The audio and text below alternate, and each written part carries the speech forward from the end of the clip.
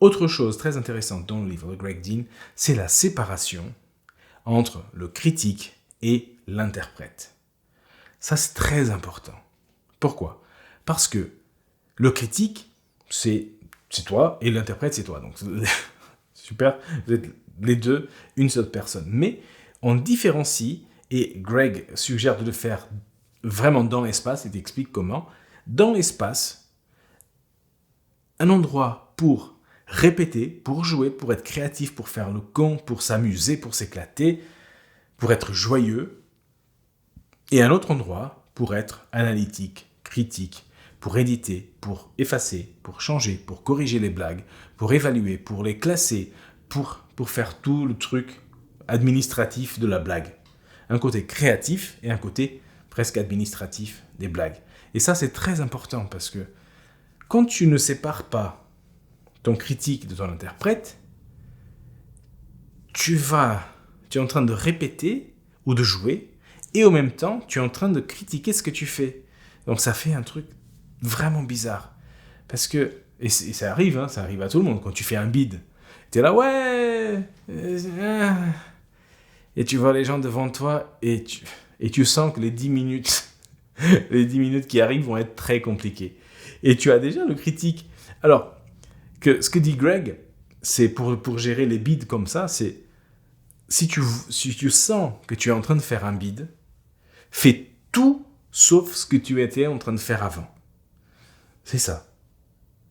Voilà, essaye autre chose. Ce que tu avais prévu est en flammes dans une voiture en flammes sur un précipice. Donc, lâche. Ça ne marche pas. Fais autre chose. Et profite du moment que tu as avec ces gens-là.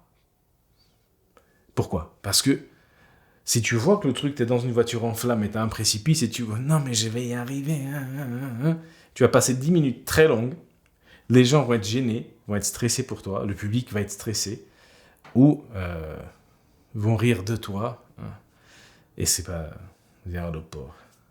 Il ferait mieux de se dédier à la pêche, celui-là, ou d'être postier, quelque chose, parce que l'humour, c'est pas pour lui. Je sais pas.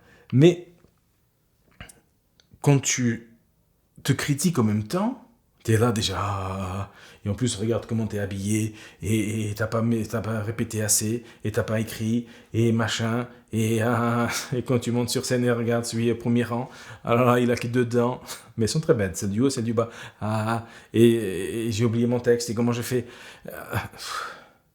Comment tu veux profiter, et comment veux-tu que les gens profitent de ton spectacle, si tu fais ça? Donc, sépare le critique de l'interprète. L'interprète, il est sur scène, il kiffe, il est avec les gens, il a une relation avec le public. Le critique va ensuite regarder la vidéo, si jamais tu peux te filmer, ou va dire, ok, bon, est-ce que j'ai fait ce que je voulais faire? Est-ce que ça s'est bien passé? Est-ce qu'on m'entendait? Est-ce que j'ai géré bien la technique micro? Est-ce que... tellement de choses. Et qu'est-ce que je peux faire pour améliorer pour la prochaine fois? Donc, séparation entre critique et interprète.